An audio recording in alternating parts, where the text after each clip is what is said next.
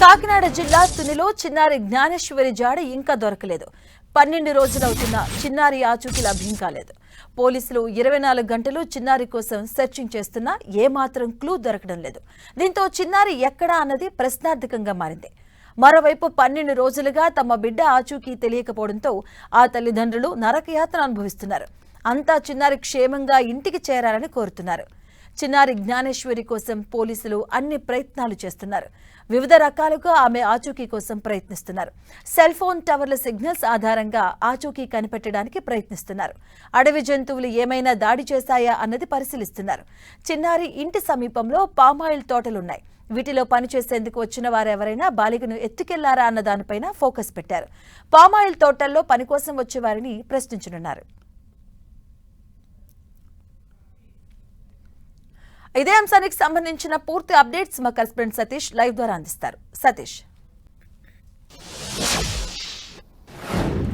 మాధవి, చిన్నారి జ్ఞానేశ్వరి మిస్సింగ్ కేసుకు సంబంధించి ఒక మిస్టరీగానే మిగిలింది. అయితే ప్రస్తుతానికి గత 12 రోజుల నుంచి కూడా పోలీసులు అయితే మాత్రం నిర్విరామంగా సర్చింగ్ ఆపరేషన్ అయితే కొనసాగిస్తున్నప్పటికీ కూడా ఇప్పటి వరకు కూడా ఒక చిన్న క్లూ కూడా, అంటే చిన్నారికి సంబంధించి ఇప్పటి వరకు కూడా ఒక చిన్న క్లూ కూడా దొరకకపోతే పోలీసులు అయితే మాత్రం మరింత ముమ్మరంగా కూడా సర్చింగ్ ఆపరేషన్ అయితే ప్రారంభించారు. ఒక పక్కన గాలింపు చర్యలు కొనసాగిస్తున్నాయి. మరో పక్కన అయితే కిడ్నాప్ అయి ఉంటే కనుక ఏ అంశాలు ఉంటాయనే కోణంలో ప్రతి అంశాన్ని కూడా క్షుణ్ణంగా పరిశీలిస్తున్నారని కూడా మనం చెప్పుకోవచ్చు. అయితే దీనికి సంబంధించి నిన్న అయితే మాత్రం ఒక ఆపరేషన్ కూడా చేశారు. అడవి జంతువులు ఏమన్నా దాడి చేశాయా అనే కోణంలో. అయితే ఇటు అటవీ శాఖ అధికారులు అయితే మాత్రం ఈ పరిసర ప్రాంతంలో అడవి మృగాలు అయితే మాత్రం ఉండే అవకాశం చాలా తక్కువగా ఉందని చెప్పి అటవీ శాఖ అధికారులు చెప్పిన నేపథ్యంలో అయినప్పటికీ కూడా థర్మల్ డ్రోన్ కెమెరాలతో కూడా ఏమైనా అడవి జంతువులు ఉన్నాయనే ఉద్దేశంతో పూర్తి స్థాయిలో ఇటు హనుమాన్ టీంతో పాటు పోలీసులు అందరూ కూడా సర్చింగ్ ఆపరేషన్ అయితే చేసినప్పటికీ కూడా ఇప్పటి వరకు కూడా ఎటువంటి అడవి జంతువుల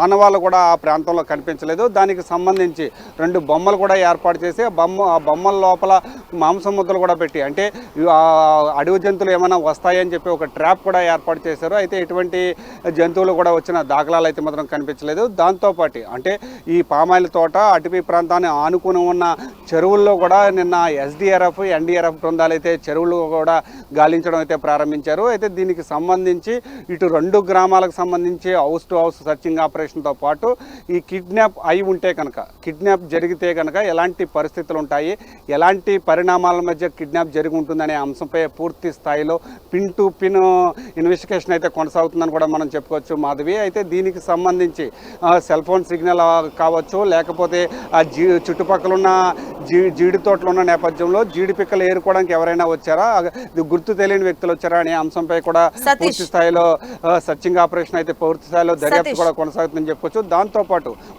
ప్రస్తుతం మనం చూసుకుంటే కనుక ఆ తోటలో పనిచేసే వాళ్ళు వచ్చే వాళ్ళని కూడా సర్చింగ్ అయితే మాత్రం కొనసాగుతుందని కూడా మనం చెప్పుకోవచ్చు మాధవి. సతీష్, అంటే ఈ 12 రోజులుగా అన్ని రకాలుగా కూడా ప్రయత్నాలు చేశారు అధికారులు. హనుమాన్ టీం రావడం జరిగింది, ఎస్డీఆర్ఎఫ్ బృందాలు, ఎన్డీఆర్ఎఫ్ బృందాలు, పోలీస్ శాఖ అప్పుడు అందరూ కూడా రావడం జరిగింది. So next action of plan ఎలా ఉండబోతుంది?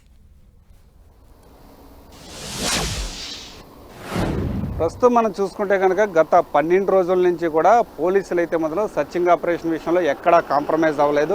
ప్రతి అంశాన్ని కూడా, అంటే ఆ పాప కిడ్నాప్ అయితే ఎలాంటి పరిస్థితులు ఉంటాయి, వాళ్ళకి సంబంధించి ఎటువంటి మూలాలు ఉన్నాయి, ఇటు తల్లిదండ్రులు కావచ్చు, లేకపోతే కుటుంబ సభ్యులు కావచ్చు, ఆ తోటలో పనిచేసే వాళ్ళు కావచ్చు, లేకపోతే ఆ తోట చుట్టుపక్కలకు వచ్చే వాళ్ళు ఎవరైనా సరే, వాళ్ళతో పాటు ఆ తోటకు సంబంధించిన యజమానులతో పాటు, అంటే మరో కోణం కూడా ఇందులో అయితే మాత్రం ఉంది. అంటే చిన్నపిల్లల్ని ఎవరైనా సరే ఎత్తుకుని వెళ్ళిపోయి అమ్ముకునే వాళ్ళు ఉన్నారా, గతంలో కనుక అలా అమ్ముకునే వాళ్ళు ఎవరైనా ఉంటే కనుక ఆ ప్రాంతానికి ఏమైనా ఆ సమయంలో వచ్చారనే అంశంపై కూడా సర్చింగ్ ఆపరేషన్ అయితే కొనసాగుతుంది.